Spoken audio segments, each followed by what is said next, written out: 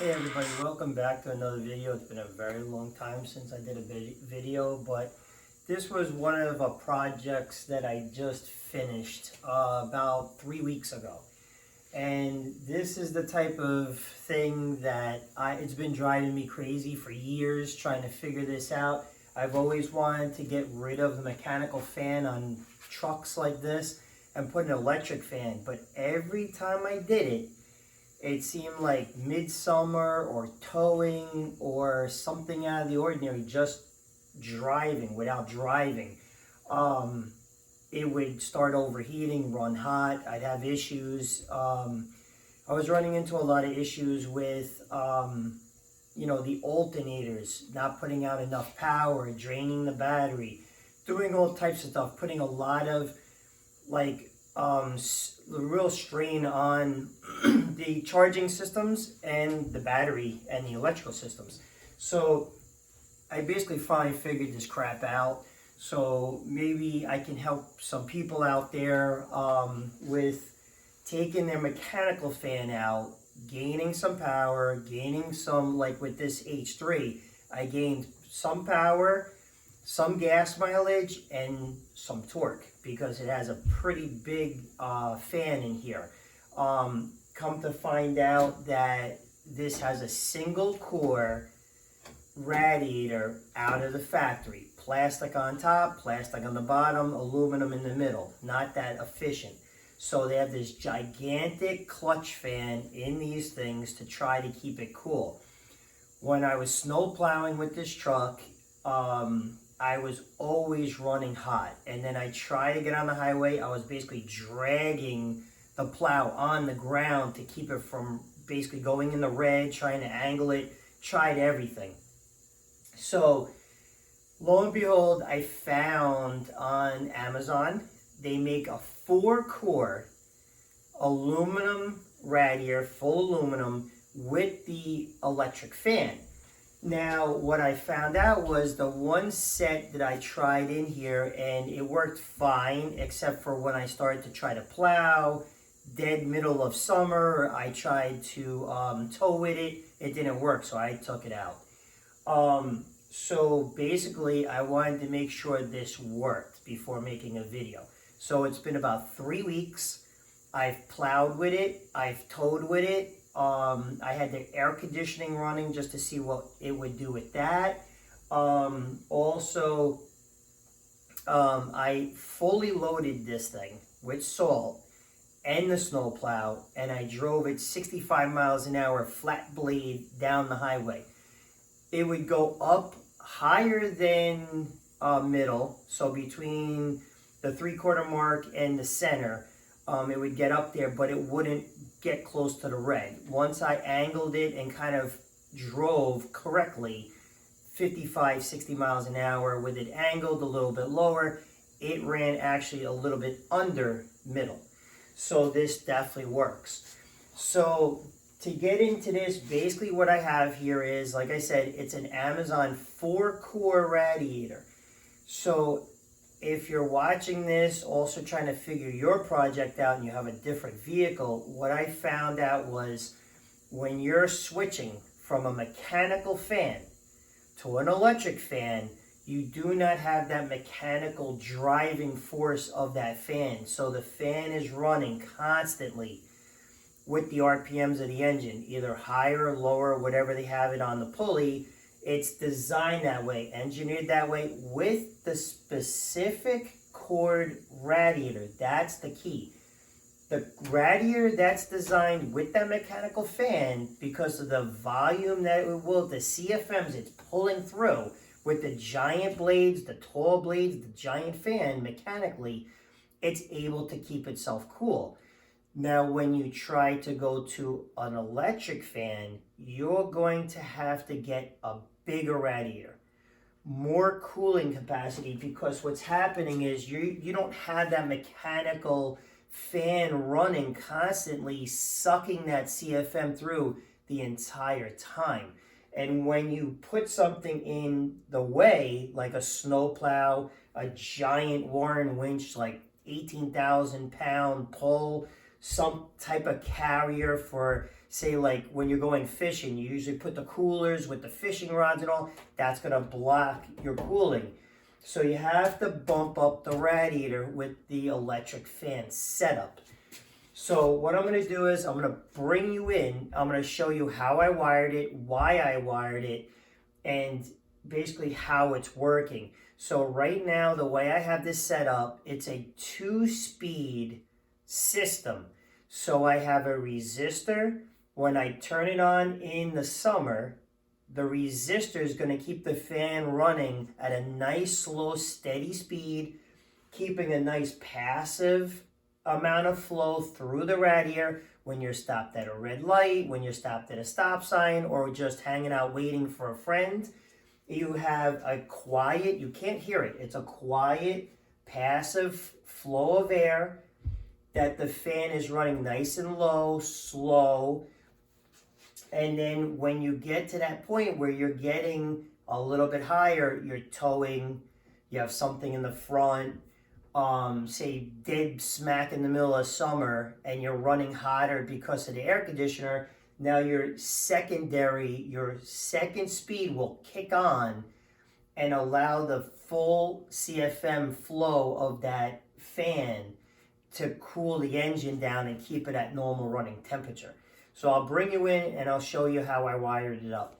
Okay, so we have basically the 4-core aluminum radiator. We have the 18-inch thin electric fan, and it's, believe it or not, the fan is not that powerful. Most of these fans I was trying to get were extremely powerful fans, and it was just really putting a strain on the electrical system. So with this, be advised that they consider this was actually designed just for this H3 that I got off of Amazon. So the 4-core, full aluminum, top, bottom, center, everything, with an aluminum shroud. The electric fan is, connected from the factory. Everything's connected. All you're supposed to do is drop it in. It doesn't really work that way. Just keep in mind, OEM factory is the original radiator. This is not. You're going to be trimming some sheet metal. It does fit in quite well. That I gotta say.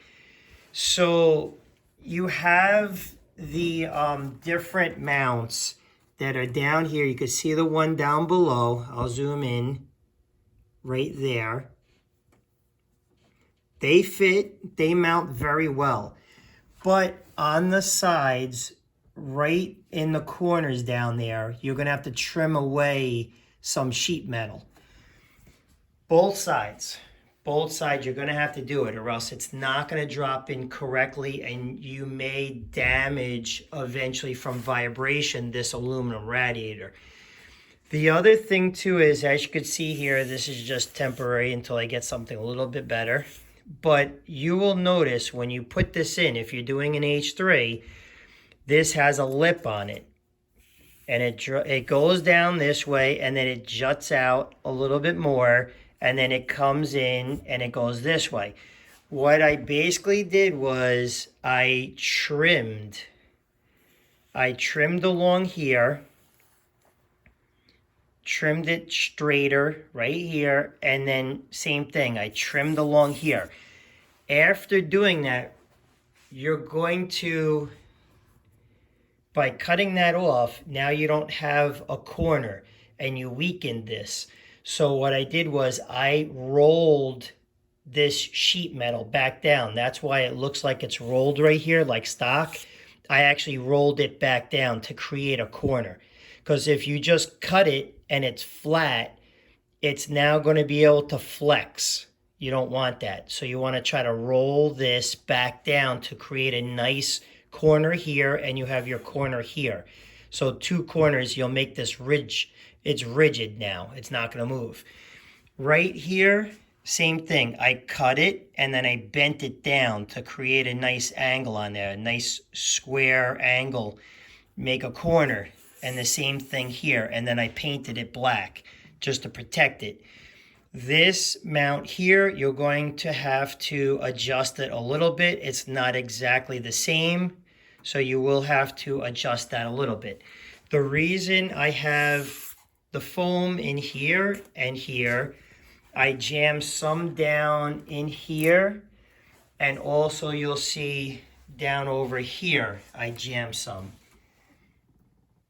Because as you're getting the ram air, as you're driving, and it's ramming in, if it's able to come out the top or out the sides, it's not going to go through because it's the path of least resistance. So you're going to be going out the sides and the top.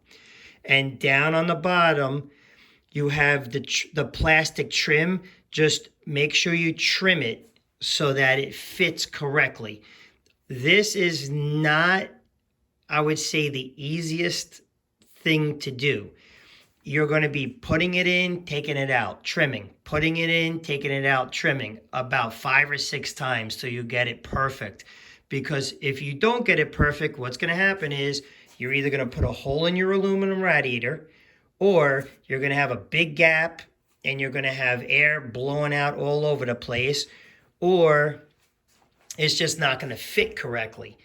Then you're going to have a problem. So the second thing you're going to have to do is you're going to have to bring this hose up, because don't forget, the original radiator is 1 quart over here.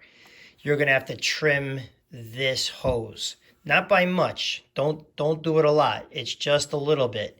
You have about that much. About 1.5 inches or so. Whatever you feel is comfortable for you. So make sure you trim that also. The hose on the bottom is fine. It's got a lot of play. You don't need to trim it. You should be fine with that. Now let's get into the electric, because this is a very interesting way that I ran this. It's kind of like a Buick almost, because I actually dissected a Buick and found that they had different speeds using a resistor.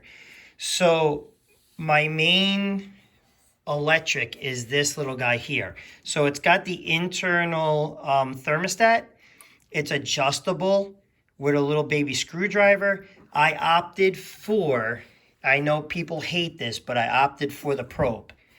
So I put the probe right below radiator hose here. So it's getting a more correct, it's got more of a correct temperature it's reading. If you want to really dive deep into this, you can get, this radiator did come with the actual probe.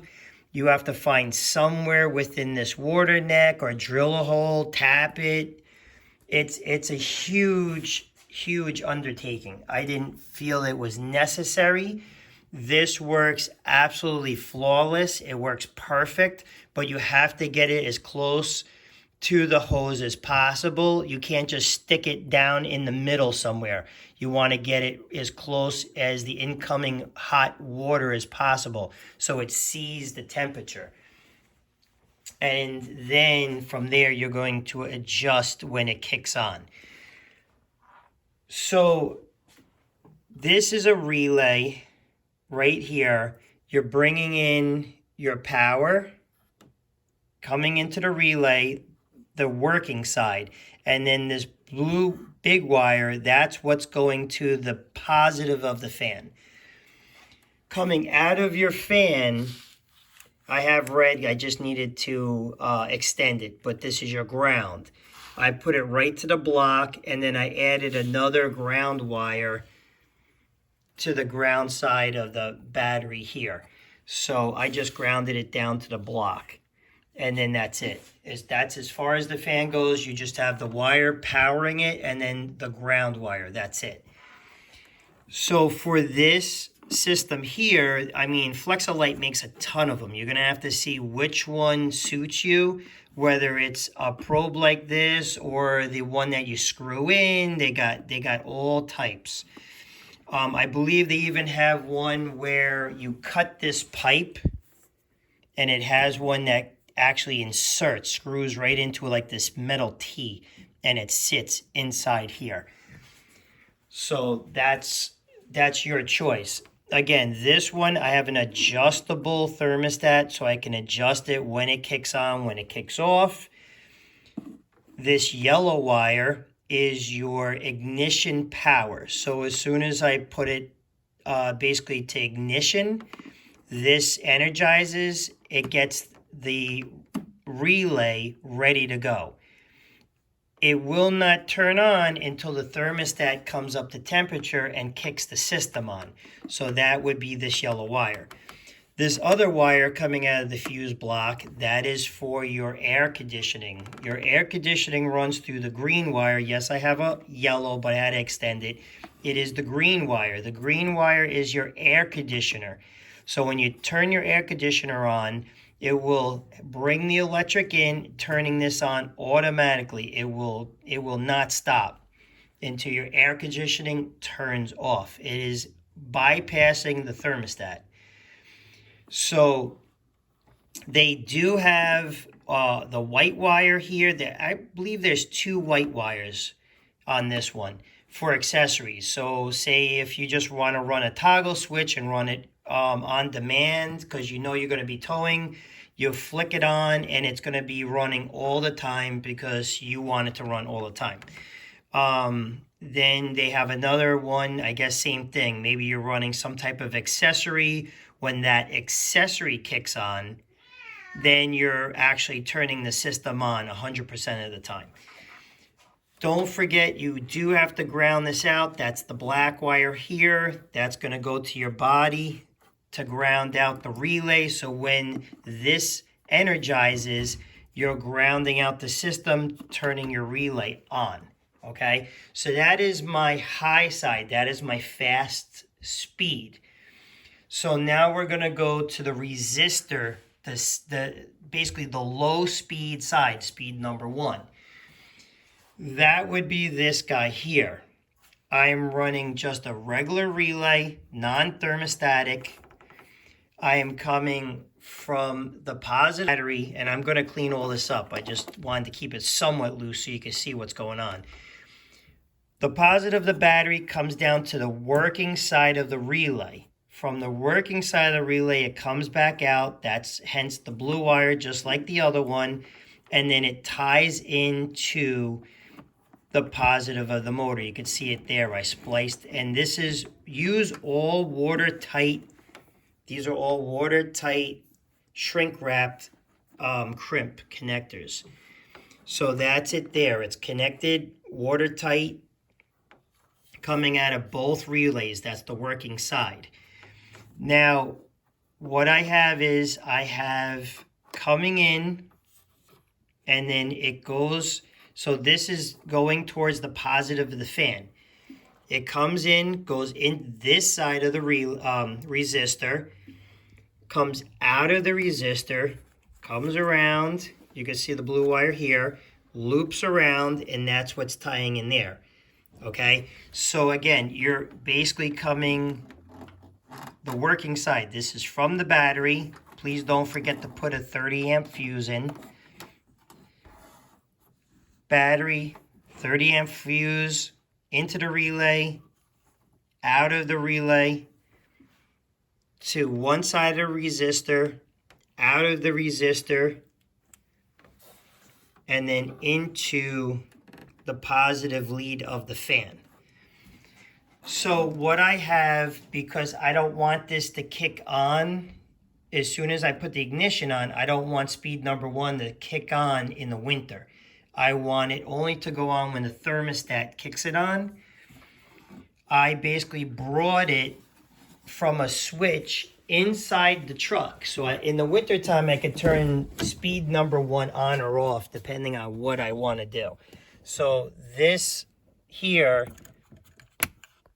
that turns on and off speed number 1. So wintertime, I'm gonna just keep it off. This way the truck warms up a lot faster in the wintertime. And it's only speed number 1, so it's not really doing a lot. It's just, again, it's just more of a passive flow of air for the summertime to keep the truck cool, to keep the engine cool. and my thermostatic one is probably only going to kick on when I'm towing, loaded, or doing something like that. So basically it comes in and then it grounds out. So the ground comes out here and then grounds to the body here. When you're grounding out these different grounds here, put a dielectrical grease on here or paint it. This way they don't corrode. It basically protects the bare steel. So you could see right here, this is a pretty good shot right here. So I have the power coming in. This goes off to my switch, and then it comes back from the switch, and then this is the ground right there. Okay, so that's speed number 1 right here. And basically this has been flawless. It's been working very well for me. If you have any questions, comments, please let me know. I try to get back to people, but when I'm busy, I just can't. Good luck. I'll post all of the different links in the description down below for the radiator, basically this resistor here and the different parts. I'll try to get them up on the description. So thanks for watching, and I'll see you on the next video.